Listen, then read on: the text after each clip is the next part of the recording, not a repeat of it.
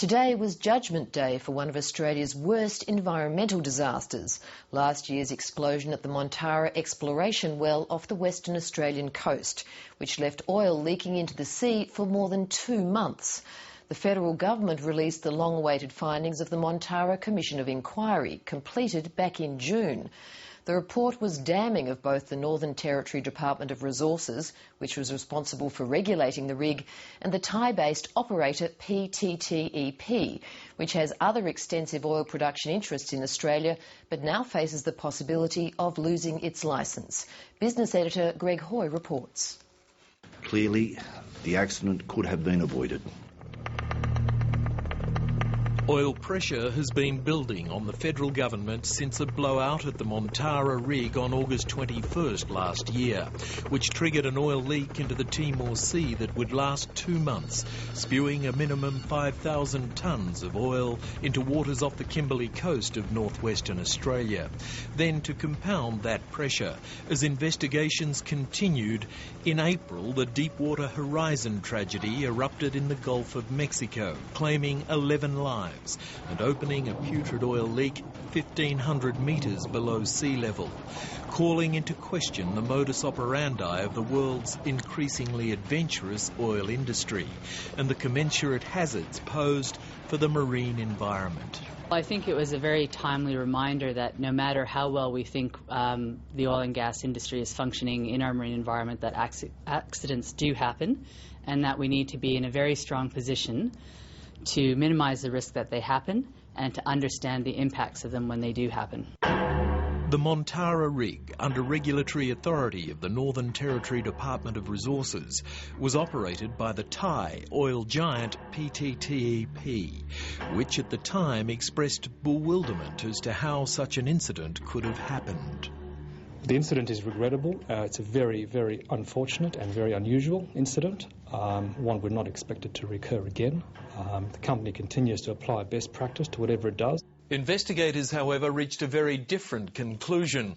In releasing the findings of the MONTARA Commission of Inquiry today, together with its own draft response, the federal government was harsh in its comments on the Thai oil company's standards and scathing of how the responsible regulator in the region, the Northern Territory's Department of Resources, had carried out its supervisory responsibilities.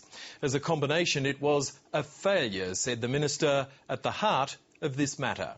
Well-controlled practices approved by the regulator would have been sufficient to prevent the loss of well control. However, PTTEP Australasia did not adhere to these practices or its own well construction standards.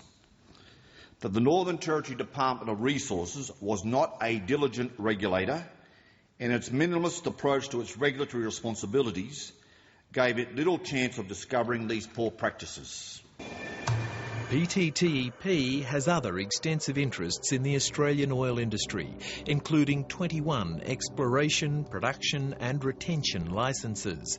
The minister says the company will now be asked to show cause as to why it should retain such licences.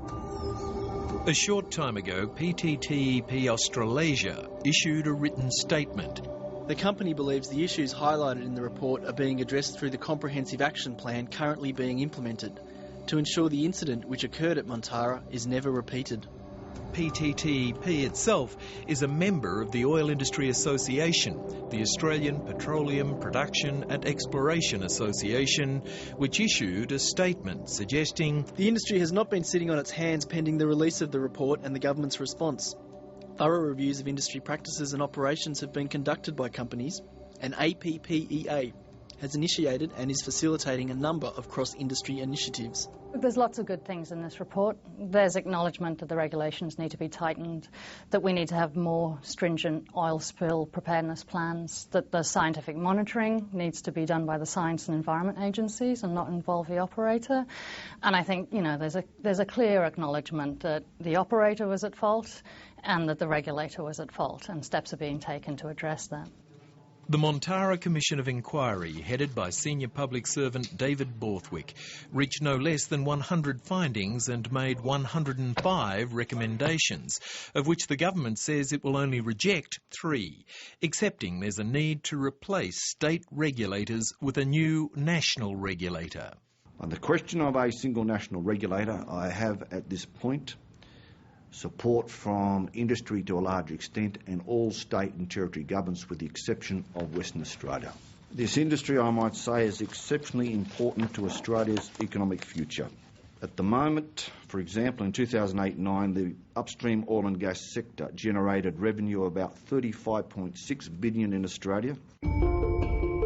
It's a balancing act of environmental and economic values. But can environmentalists now breathe easy that adequate checks and balances will soon be in place? The key lesson is not whether it's a national or a state-based regulator, but it's the quality of the compliance, it's the quality of the work being done within those agencies that's important. Look, I've got no intention of closing down the industry. We've got an ever-worsening trade situation in terms of our dependence on oil. We hope and pray that the regulatory environment we end up with prevents these accidents in the future. Well, we can only learn from the lessons and do everything possible. We also got to understand in some instances it's not the regulatory framework, as is the case on this occasion, it's human failure. Well, whilst this report and its recommendations will go a long way to reduce the risk of another MONTARA incident happening again, the only way we can actually remove the risk is by setting aside areas that are free from industrial activity. And that means going as far as recommending that we need marine sanctuaries for our marine environment. Business editor Greg Hoy.